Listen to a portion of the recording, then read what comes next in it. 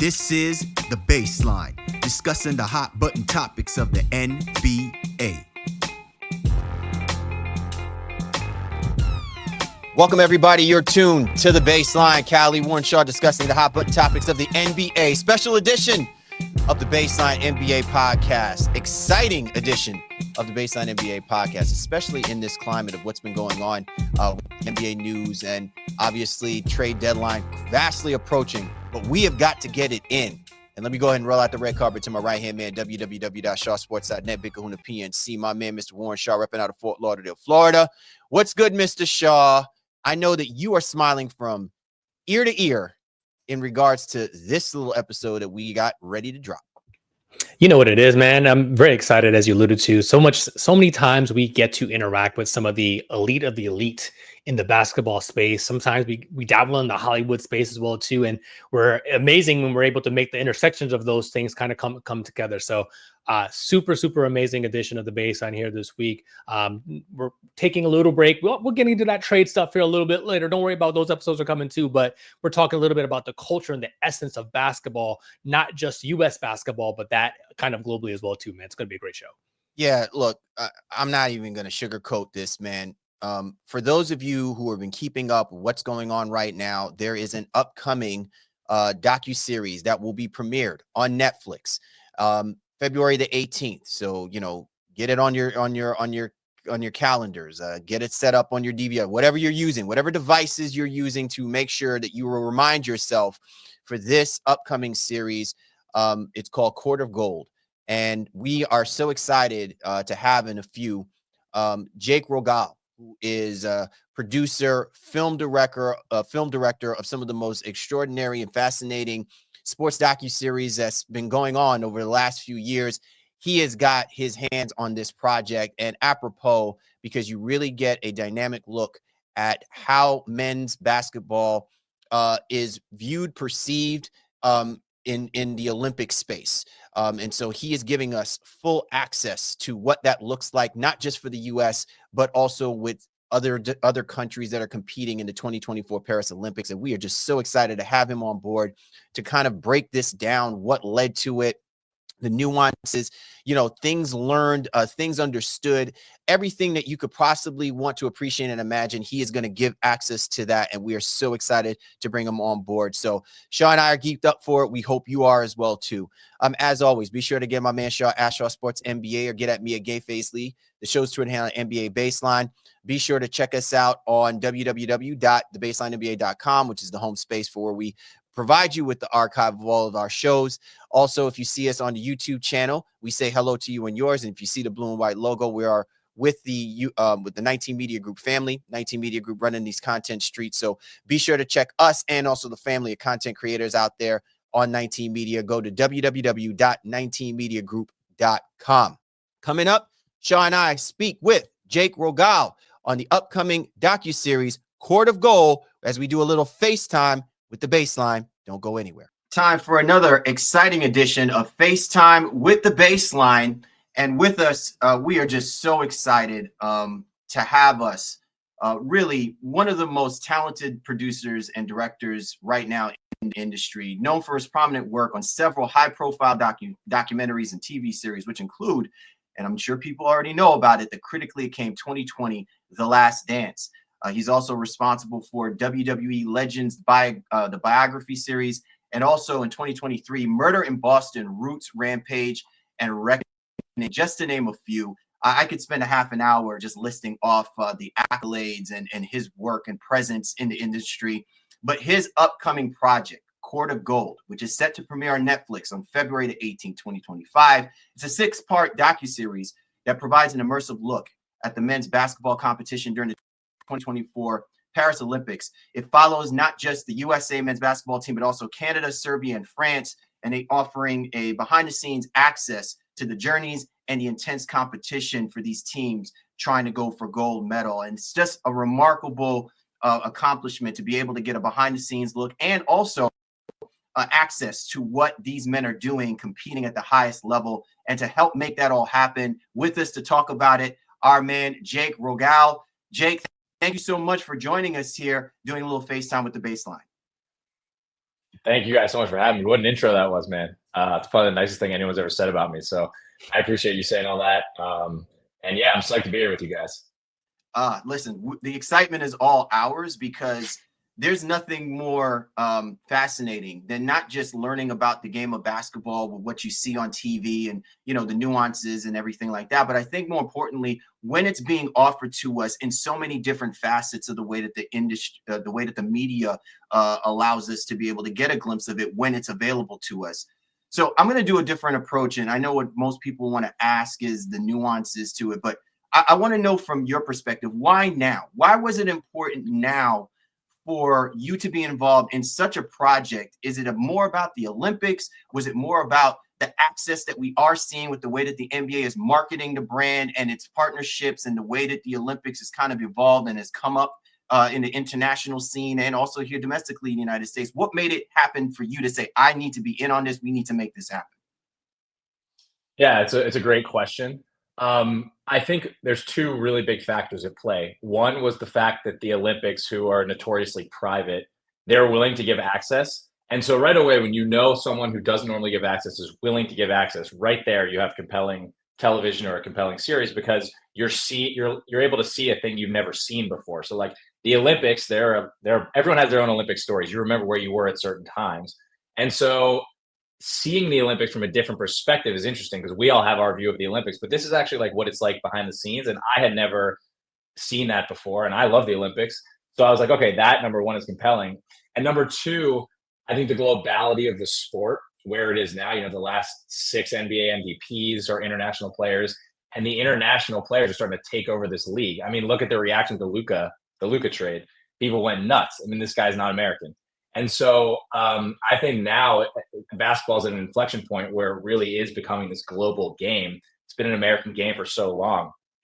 And I think starting to tell, okay, how did we get to this point in basketball is also interesting because it's not like this has been happening over the last 60 years. You look at the last like 20, 25 years, and this is really when all this international, stuff, explosion started happening. So it is a recent story, but it's happened quickly. And now basketball is arguably the most global American sport that we have. I mean, baseball is the only thing that's even close. So I think the idea of the sport being global currently, plus the access to the Olympics, just made it really compelling and made it interesting. And I think those two things coming together is really what makes it pop. Jake, so you indicated there, so many people need to make this happen. FIBA, the Olympics, the NBA, all these organizations, federations, right? So, but how do you even get wind of something like that? Like, obviously you're connected, but how do you get wind that they even like, hey, we may want to do a thing, and then you kind of not say scramble, but now you have to put together the pieces to make this thing happen. Yeah, it's a great question. Anytime something of this scale with all these people involved actually gets completed, it's kind of a minor miracle, and everything has to line up perfectly. And I think when something makes this much sense, it comes together where you have an entity that normally doesn't provide access, giving access, and you have a story that kind of plays itself out. People wanted to make this happen, and to make something this big happen, you have to have a bunch of people behind it that want to do it and want it to happen. So I actually came into the project. I work at a company called Words and Pictures, and Connor Shell is the head of Words and Pictures, and we worked in The Last Dance together. So when I came in, he was like, "Hey, man, here are some projects we have," and he mentioned Court of Gold, and he's like, "It's not done yet, but we're trying to get this deal done." And I was like, "Dude, that sounds incredible. Like, if this thing happens, I would love to be a part of it in any capacity. Like, I'll produce it, I'll direct it, like whatever. Just let me be a part of it because it's going to be cool." So the deal actually was going on as we started to plan and as we started to get ready for shoots, and like this thing wasn't signed because not only do you have to get like FIBA and the Olympics, but you have to get all the national teams like USA Basketball and Canada and France and Serbia. So like there's all these different things that have to come together, and the deal didn't come together until like end of spring 2024. So like right before we started shooting, and we didn't know if it was going to happen up until then. So I was planning as if it was, but it came together last minute. And just when something like this, like I said, when it makes sense, it's easy to get it. I mean, it's not easy to get it done, but people get in line to kind of make it happen. Jake Rogal joining us here on the Baseline, FaceTime with the Baseline, the upcoming docu-series on Netflix, Court of Gold, set to premiere February 18th. Really the hype and the excitement of something like this. I'm really curious, Jake. Everything that you mentioned to me, there's always a process. And in most processes, it's one thing when you're dealing like, laterally with, let's just say you're just working with just the United States, the nuances of, where you're going to get your AOKs and where you're going to probably run into some stumbling blocks, obstacles, and steeps in the road. And you as a producer, you know how to get past those things. This is a completely different animal because you're talking about countries that have a different culture of how they conduct business, how they go about, especially when it comes to national competition with the Olympics. How are you able to galvanize and get everybody on board with these particular things, especially when you were coming across some of those little obstacles that are taking place? Like, obviously, Canada doesn't operate the same as Serbia and giving access to their athletes and what they want to reveal and not reveal and things of that nature. How difficult was that for you? And obviously, you being a savant, how were you able to kind of bring it home, bring it all together so that we can get access to such a great series that's coming up? I don't know about savant, but what I will say is what you wanted to do was let people know that we come from a good place and this has never been done before. So it's like, we don't really have a blueprint we can show you or a game plan, but we'd love for you to be a part of the process. So, your country is going to be represented in this thing. If you can help us, we can make this thing really work. Now, that means showing us everything, good and bad. That's part of helping us. But because we don't have this blueprint we can plug you into and we're literally making this thing as we go, we'd love for you to be a part of this process. We'd love for you to help us develop this thing because you have an opportunity to be a part of this global show that can get your country's name out there, your process out there, your country's history out there. When you're dealing with the national teams, there's a lot of pride there, and people are proud of their countries, as they should be. So it's appealing to say, I want to represent my country and get it out there for people to see what we're about. So there's an opportunity there. And then it's coming to each person respectfully saying, this is your experience. The Olympics are amazing. You might never get back to the Olympics. So we want to be respectful of your time and respectful of your experience there. If anything, this can be an additive part of your experience. So you can say in 30 years, not only was I at the Olympics, but we had a documentary crew following us, and here's the documentary. I can show it to you, talking to your grandkids or something. So it was really letting the team, if you're going to let us into your world, we'll let you into our world. And it'll be mutually beneficial because we'll make an awesome show together. You guys can get your country's name out there and we can see all the processes. So highlighting those differences, I think, is a good thing. You want people to see Serbia's process compared to Canada's, compared to USAB's, compared to France. And every one of those countries is proud of their process. So it's not a competition of whose process is better, but they want to show people what we're about, Yeah, Sean, before you jump in, what you just said, Jake, to me resonates so much. I think is what's been misconceived when people talk about, the Olympics and international competition, because there's just this overall perception that U.S. men's basketball, women and men's are so dominant. And therefore, it's like we're force feeding for you to follow your favorite players are going to always be, NBA players because they're on a nightly basis and things of that nature. But it's these type of projects that allow us to really look and appreciate what the international players are doing because they don't get the spotlight all the time. They're not on primetime TV. So a guy like your Sean Guabaselli, who's now he's playing for the Philadelphia 76ers, you see him in action on a project like this and what he means to his country and the contributions he made for the Olympics makes you appreciate him even that much more, and probably puts him in a better situation about how great of a player he can be, an asset he can be, whether it's with the 76ers or beyond. I now have a better appreciation for seeing him on a different level, on a different platform, because we've have it elevated on this space. Yeah, the other thing too, and sorry, Warren, one more thing I wanted to say on that is these countries, the bar is different. And so these countries should be proud of where they are. The US had a huge head start with resources and exposure. And so of course they're further ahead. But when you look at a country like France, who really started developing these institutions for young players, like when Tony Parker came in the late 90s, look where they are in such a short period of time. So to compare them to the US, where US is constantly winning gold medals after gold medals, the US had a huge head start. So these countries should be proud of where they are and how fast they're catching up because they are starting later in the process, So it makes sense they want to show themselves out. Jake, one of the things that stands out, even in our short conversation thus far, is just how much joy and pride you had for the project. And even kind of going into what you and Cal were just kind of discussing through this, I read, so just correct me if this is incorrect, whatever, but I was reading, I think on the Netflix site, that you understood also with getting these countries that there's going to be a lot of emotion involved, but also that they needed to have a certain level of familiarity. And so I've been in the aspect of, I've been in a couple of locker rooms, as is Kyle. We've covered some of these players, and when they don't know you, they don't rock with you. They're not really trying to talk to you like that. Yeah. And one of the things that I saw, I was like, that was so smart, is that, correct me if I'm wrong, that you did have like the same people going in with the same country, like Serbian, like, hey, this is a Serbian crew, this is a Canadian crew. So it wasn't different people like, hey, it's Kyle one day, Jake one day, Warren another day, that they got familiarity with it. And you let them know, as you alluded to, you can participate in this process, but when you need us to be out, be out. So without spoilers, there was a point I was like, oh, they keep the camera crew out. And I was like, that was the right move. But just talk to me a little bit about that process, how smart that was in essence to make sure that they had that familiarity going through it as you were recording the docuseries. Yeah, it's a great question. And anytime you're doing one of these things, you want to be respectful because these people are giving you their time and letting you into places that are uncomfortable. And so, like, out of respect, like if someone came into your work, would you want to see a stranger every day or the same dude every day? Like, you get to know him, you get to have lunch with him, you get to like hang out with him and tell him stuff off camera that you normally wouldn't say, and like just get to create that connection. So you want to establish that in any project, but for this one in particular, there's a lot of sensitivities here because again, when you're dealing with a country, it means family, it means your ancestors. Like there's a lot there. So we had 4 field teams, one for USAB, France, Canada, Serbia. Those same people for the entirety of the Olympics stayed with those teams. I'd bounce around and I had my own relationships amongst the teams, just making sure we're all good. But for the most part, those field teams did all the heavy work and they established those relationships. And what you do is you come in saying, we come in peace. Can we stand in the corner of the room today? And they say, yeah, sure. You stand in the corner of the room. The next day you say, hey man, can we stand in those 2 corners? And they say, yeah, sure. And then gradually they let you stand at center court, but it takes time. You have to earn the trust and you have to show them like, this is your experience. We appreciate the fact you're letting us in. And we're not going to, if we are a pain, you tell us. We said to the coaches, like, look, we're going to start in the locker rooms, kick us out as soon as you need to. And they did. They were like, dude, get out of here. And we did respectfully. And then we talked to them afterwards, like, hey, what can we do better next time?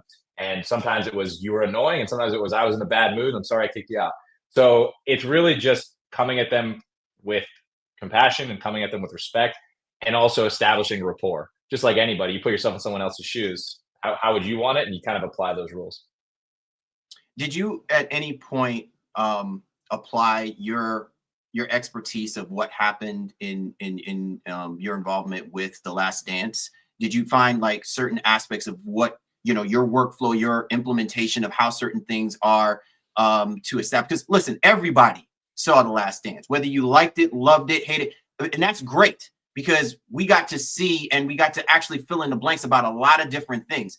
This project is actually the beginning, right? I think it's the beginning of something that can evolve into so much more because now we actually have a pathway to an appreciation for Olympics men's and women's basketball competition. I think it's going to bleed into so much more in that space.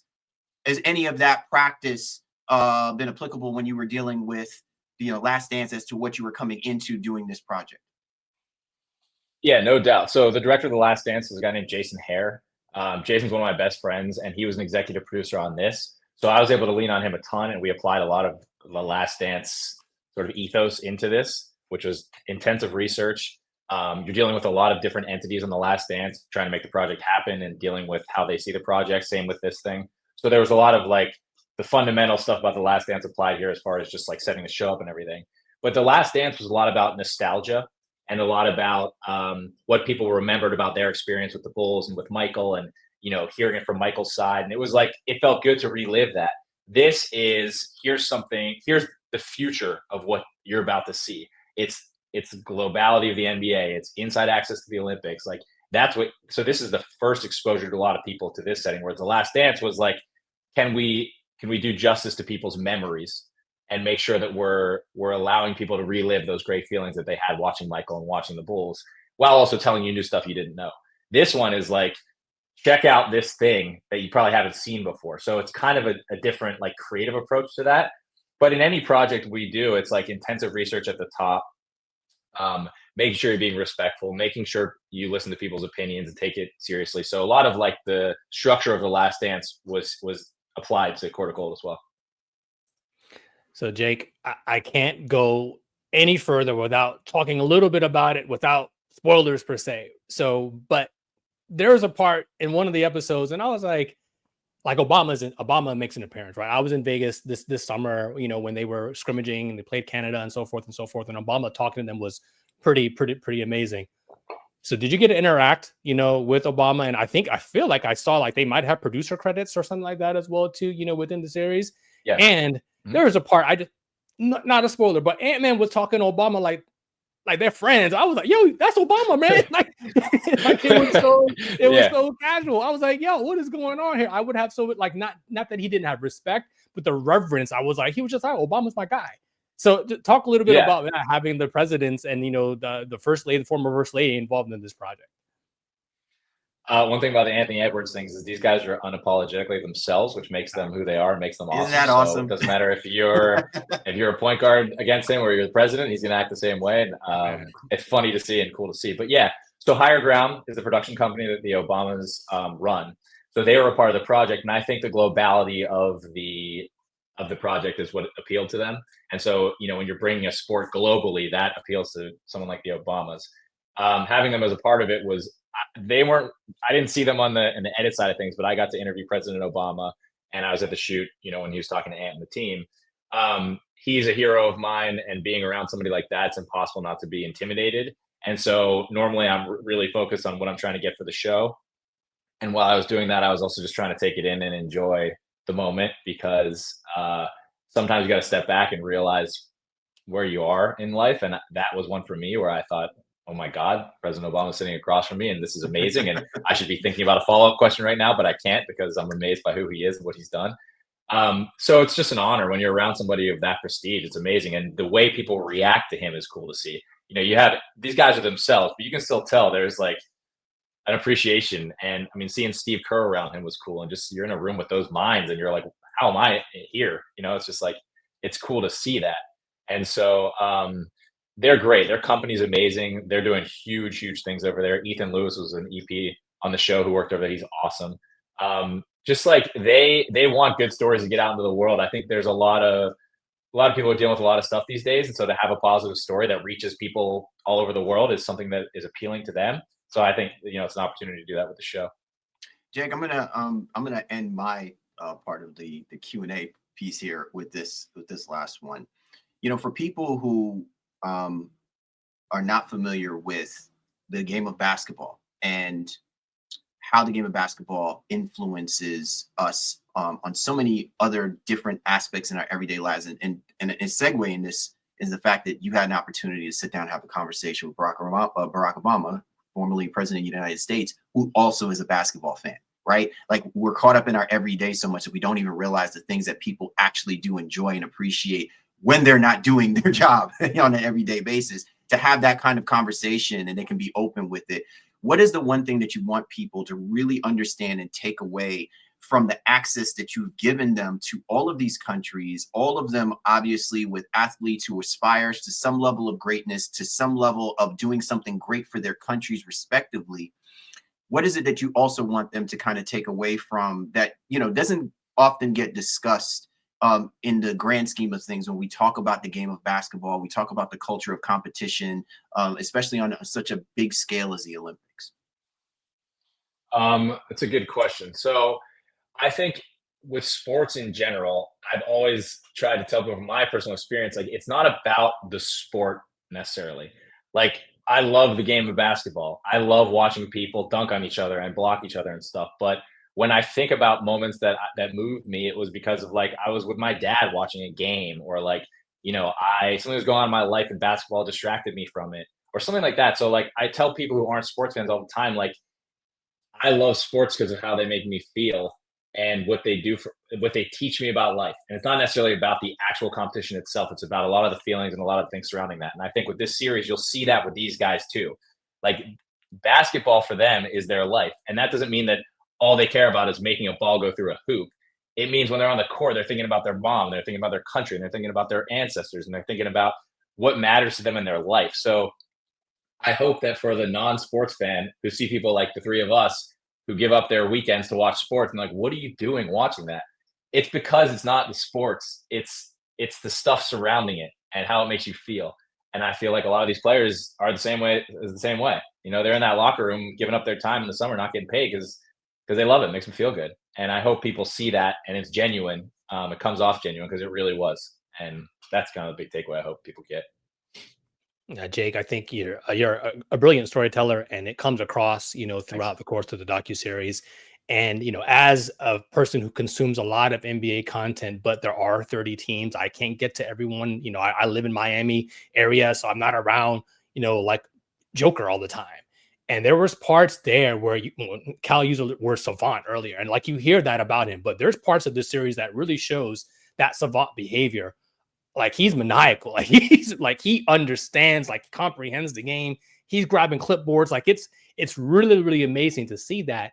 And then from the aspect again, for the national country, can you just from your perspective, was there something you learned about maybe some of the non-US guys? Because we talking about how, foreign players, if you will, are really taking over. Did you learn about any one of these players in any real way that you're like, damn, I didn't really know that person was like that? I mean, from Bogdanovich as well too, but obviously Wemby's in it as well. Just some of the ones that really stood out to you as you made this docuseries. Yeah, I think the two things that jump into my brain was the first is the perception of Jokic amongst the NBA players. The way that he's respected and talked about, and just about his brain and the way he sees the game, like it's almost mythical the way that people talk about him. And like I didn't realize just how highly regarded. Obviously, you realize he's an MVP and he's won championships, but the way the players talk about him is something I had no idea that they like really feel that way about him. And then with Wemby, I was going to say Wemby before you said his name because uh, he's so young and his soul is so old at the same time. Like when we interviewed him and we were around him, he was, professionally and thoughtfully thinking about each question. And if he didn't understand something because the language barrier, he would make sure that he understood it and think about it before he answered. And you can just tell that that dude is going to do big things, not because of his skill set, but because he has the brain and the mind. And I think he's one of those rare athletes where like he is going to be like a non-controversial, very, very well put together superstar, global superstar. When you get to that level of fame, there's a lot of controversy that can come with it. He's mentally at a place where he won't let that stuff get to him. And you could see, I didn't realize how cerebral he was. I didn't realize how It's so thoughtful he young. was. So young. And also, like, he hasn't done a ton of media. So, like, I didn't know that much about him as far as what an interview would be like, or like what, even just like how he answers questions. Like he did a long Ringer podcast or something like that, but he hadn't done a ton of stuff because he's a rookie. So it was cool to see. Like, I can't wait to see what he can do because I know he has the brain and obviously has the skill set. So it's like the sky's the limit for that dude. So that was, I knew he was going to be great. It surprised me just how mature he was. Last one for you, Jake, and let Cal kind of wrap up from here. And thank you so much for the time. Court of Gold 2, 2028. LA, is in the States, so if you will, too. And your thoughts on potentially a Court of Gold 2. And, could we get the women involved in this one, maybe next time?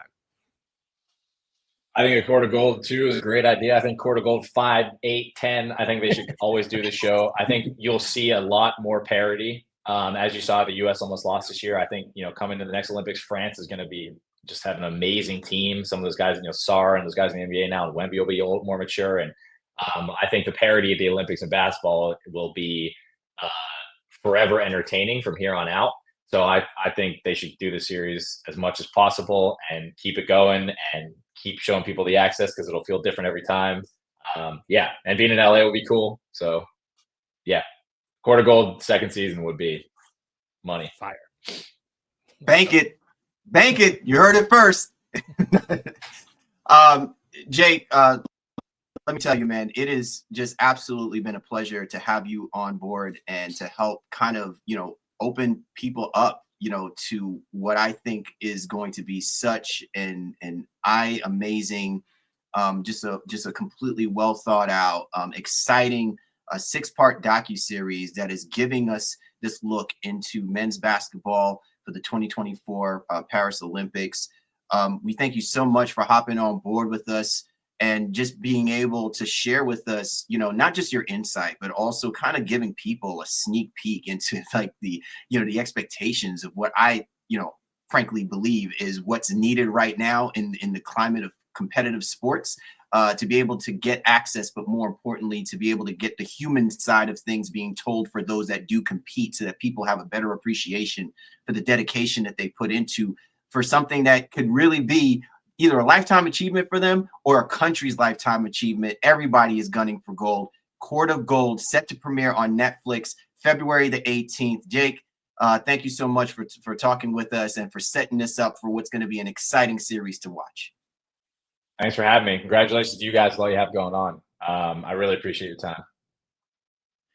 Callie Warren Shaw and our guest, Jake Rogal, doing a little FaceTime with the baseline. Callie Warren Shaw, we are back, baby. And Shaw, man, I'm telling you, if you are not someone who is amped up to now go back, if you didn't watch the 2024 Paris Olympics, go back and basically revisit, relive, re-idealize, reappreciate what we saw, right? I don't know what's wrong with you, but having an individual, having a person as prominent and is so close to what's going on, and to be able to make this project happen, having Jake Rogal on our show to just spend a few minutes just to kind of, give us a little bit of insight, give us a little bit more on why we have now access to such an extraordinary docuseries, Shaw. It's absolutely awesome, and I'm excited for it. Yeah, I'm super, super excited about it. And I had the opportunity to watch it. Shout out to Netflix for allowing your boy to get some of the screener stuff. And it's really interesting because when a documentary happens, like, what happened for the most part. A lot of times, like, you could have Googled it, Wikipedia, whatever, like, what the outcome of said situation is for the most part. But they still had a way of telling this. Jake and his team had a way of telling us where you were still drawn in. And like, I was watching each episode as if I didn't know what was going to happen. Like, I knew the U.S. won the gold and what Steph Curry did and the big shots. Like, I know all these things, but they storytelled in a way that drew you back into that moment. So you could relive that experience and just the excitement of it and the behind the scenes aspect. Because I think maybe people thought this was going to be this very linear US based project. They do an excellent job of highlighting Canada, France, and Serbia.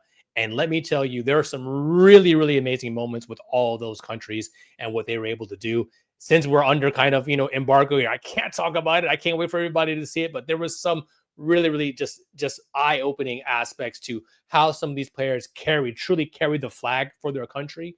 They wear their heart on their sleeves for this. The amazing coaches that go behind the scenes to make this work. U.S. and American coaches in some of these foreign countries as well too. It's an amazing series. Please make sure you check it out here on Netflix. Don't steal passwords. Get you a Netflix account. Check out Court of Gold, brother, because it's something serious, man. It's really good. Yeah, your sentiments, Shaw. I mean, spot on. And I think what this allows, I think, hopefully our listeners, future listeners, and people who are just interested in the dynamic of what Olympics basketball should mean. It's more than just what we only see by what the cameras provide to us. It's also about getting access to if there's ever an opportunity, if there's ever a space for people to really appreciate how other countries invest in their athletes, invest in the country's presence on a world global stage, something like the Olympics, and what it takes in order to put out there a product that not only is challenging the status quo, because the status quo always dictates this U.S. men's basketball team that's going to wind up winning the gold and everything like that. If you can better appreciate the dedication that not just the athletes, but also the country's investment in seeing them go out there to compete, even if they lose, they still win. And I think that is what ultimately Jake has allowed the ability for us to be able to understand, that it's not just the wins and losses as much as it is seeing the other side of it, being able to appreciate when a team goes all out and maybe they are just seconds short from pulling off something that is, amazing, to be able to see what that could change, what that dynamic could look like. You can only get that if there's somebody central, like kind of helping to orchestrate, putting that together.